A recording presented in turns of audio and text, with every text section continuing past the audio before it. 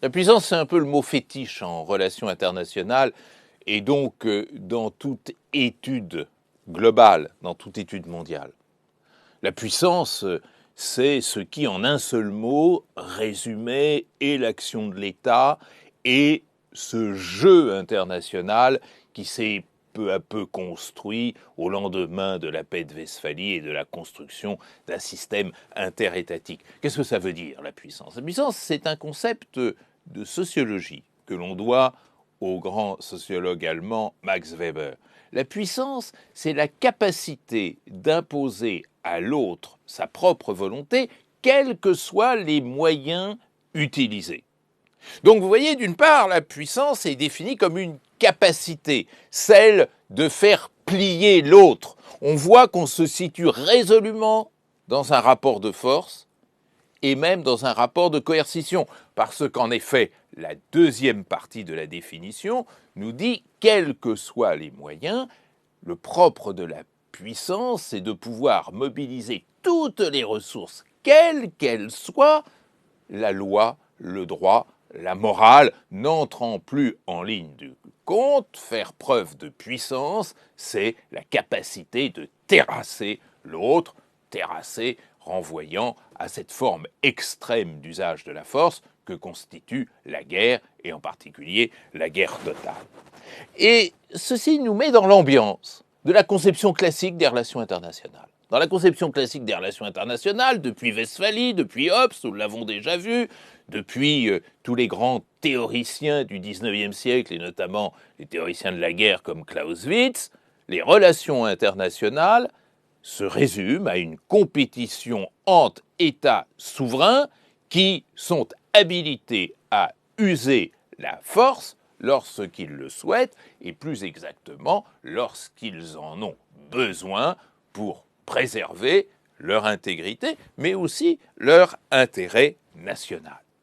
Les États, nous expliquait Hobbes, sont comme des gladiateurs dans l'arène, ils sont dans une sorte d'état de nature entre eux. Le monde policé, c'est ce qui se passe à l'intérieur de l'État, mais à l'extérieur de l'État, la rivalité est complète, tous les moyens sont bons, et ceci est grave, parce que cela nous engage à considérer que la guerre est, du coup, l'état normal des relations internationales et que la puissance vient en quelque sorte régler le jeu belligène, le jeu des rapports de guerre entre les États.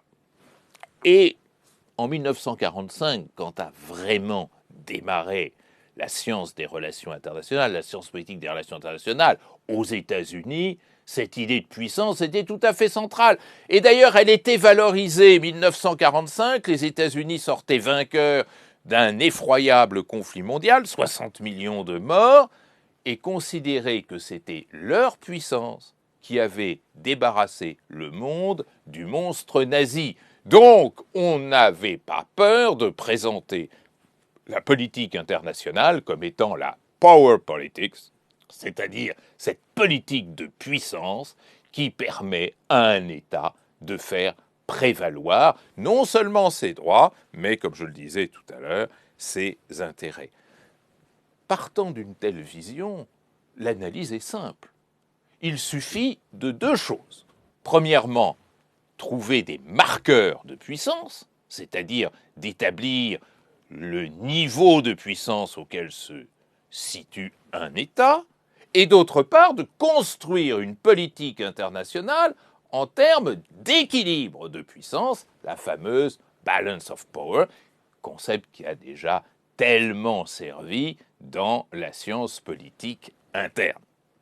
Alors, les marqueurs de puissance ont été au centre même de la construction d'une science politique des relations internationales. Spontanément, le premier marqueur de puissance, presque tautologique, c'est la capacité militaire.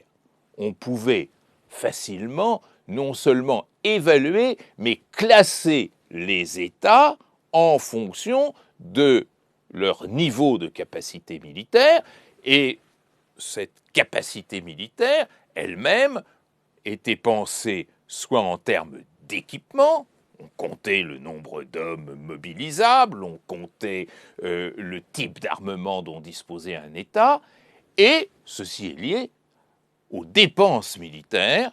Et pendant très longtemps, les États-Unis ont couvert à eux seuls pratiquement la moitié des dépenses militaires mondiales. Ils sont redescendus autour de 40% dans les 10 dernières années, remontent en ce moment pour se stabiliser avec la présidence Trump autour de 46%, 46% des dépenses militaires mondiales. Donc, la conséquence s'imposait d'elle-même, les États-Unis étaient la superpuissance. D'aucuns s'est même essayé au concept d'hyperpuissance qui dominait le monde. Ça, c'est la vision classique, on y reviendra. Mais il faut compléter le tableau. Les marqueurs ne se limitent pas aux attributs militaires ni aux dépenses militaires. Parce que pour réaliser un équipement militaire compétitif, il faut avoir les moyens économiques. Donc, derrière l'indicateur militaire se trouve l'indicateur économique, qui très vite va être considéré comme le principal indicateur de puissance. Et l'indicateur économique est tout trouvé, il s'agit du produit intérieur brut, que les économistes présentent eux-mêmes comme la force de frappe de l'économie de chaque pays. Et ceci permet, là aussi, de classer du premier que constituent les États-Unis, qui sont plus ou moins rattrapés par la Chine. Pourquoi je dis plus ou moins? Parce que l'indicateur du produit intérieur brut est fragile. Il a été beaucoup discuté. Prenez-le avec précaution. Et très vite, un certain nombre d'économistes nous ont dit très justement, attention, il faut comparer les PIB à parité de pouvoir d'achat. C'est-à-dire qu'avec $1 aux États-Unis, vous n'obtenez pas la même contrepartie qu'avec $1 en Chine. Et donc, si on prend en compte la parité en pouvoir d'achat, la Chine rattrape les États-Unis. Et c'est tout le débat qui est relancé sur la course à la puissance aujourd'hui. Donc vous voyez que cet indicateur économique est important, décisif, il devient complexe dans son usage. Mais derrière l'indicateur économique apparaissent de plus en plus d'autres indicateurs de puissance plus fins dont il faut savoir tenir compte. Par exemple, la capacité technologique. De plus en plus nombreux sont ceux qui vous disent que la vraie puissance se trouve dans la capacité de maîtriser la technologie. Et puis, vous avez d'autres indicateurs plus classiques. L'étendue du territoire, la population.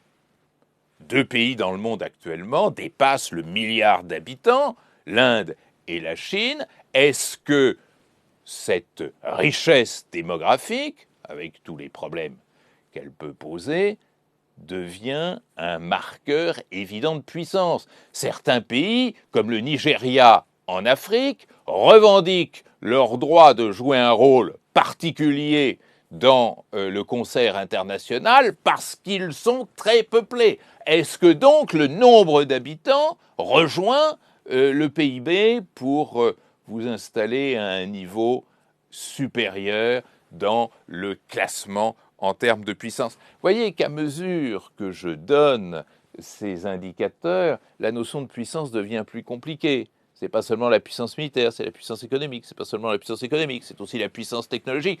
Et puis, on peut parler aussi peut-être de puissance culturelle, on y reviendra tout à l'heure. C'est un élément important que cette capacité pour certains États de jouer de leur culture pour peser sur le choix et l'orientation d'autres États. Ça, c'est effectivement l'aspect marqueur. Maintenant, il y a l'aspect systémique. Une fois que l'on classe les États dans des catégories, des niveaux de puissance, beaucoup ont considéré, c'est à la base de toute la théorie classique des relations internationales, que la paix ne sera possible que si on parvient à un équilibre de puissance. Pourquoi? Parce que s'il y a des équilibres de puissance, le plus fort est évidemment tenté de pouvoir profiter de son avantage pour conquérir des avantages sur le plus faible. Donc préserver la paix, c'est préserver l'équilibre de puissance. C'est tout le jeu du système bipolaire. Maintenant, les choses sont devenues plus compliquées. Elles sont devenues plus compliquées à partir de la défaite américaine au Vietnam. 30 avril 1975, les troupes du Viet Cong entrent à Saïgon. La plus grande puissance américaine est défaite par plus petit qu'elle. Que s'est-il donc passé? Est-ce que les États-Unis n'ont pas su mener cette guerre?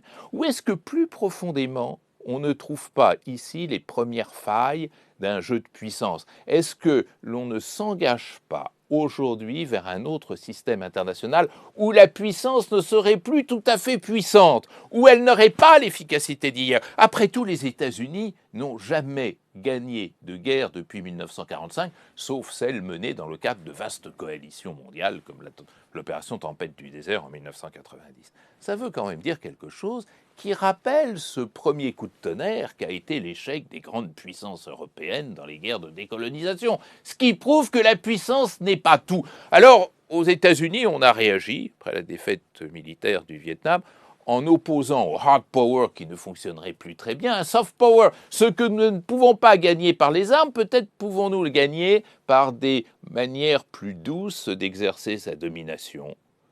La qualité des universités, la langue, l'économie, bien entendu, la culture, la consommation. Et très longtemps, on a cru que ce soft power américain, c'était en quelque sorte la nouvelle recette qui permettait à l'espace mondial de fonctionner et aux États-Unis de dominer. C'est vrai que d'un certain point de vue, certaines boissons sont populaires un peu partout dans le monde et que le prestige des universités américaines vient en quelque sorte transcender les tentatives des autres visant à les concurrencer. Mais est-ce que pour autant ceci provoque une adhésion à la politique américaine? On peut boire du Coca-Cola, porter des blue jeans, on peut sortir de Harvard sans être pour autant l'agent convaincu de la politique étrangère américaine. C'est peut-être le second échec de la puissance, qui dessine un monde autre que celui auquel pensait Hobbes, qui est un monde, bien sûr, de concurrence, bien sûr, de rivalité, mais d'une part d'interdépendance, et surtout un monde dans lequel les sociétés ont un rôle de plus en plus actif à jouer. Que peut la puissance contre les sociétés? Le canon peut contre le canon peut-il contre la société, les convictions, les opinions ou les souffrances individuelles? Ça, c'est peut-être le grand défi qui est lancé à la puissance aujourd'hui.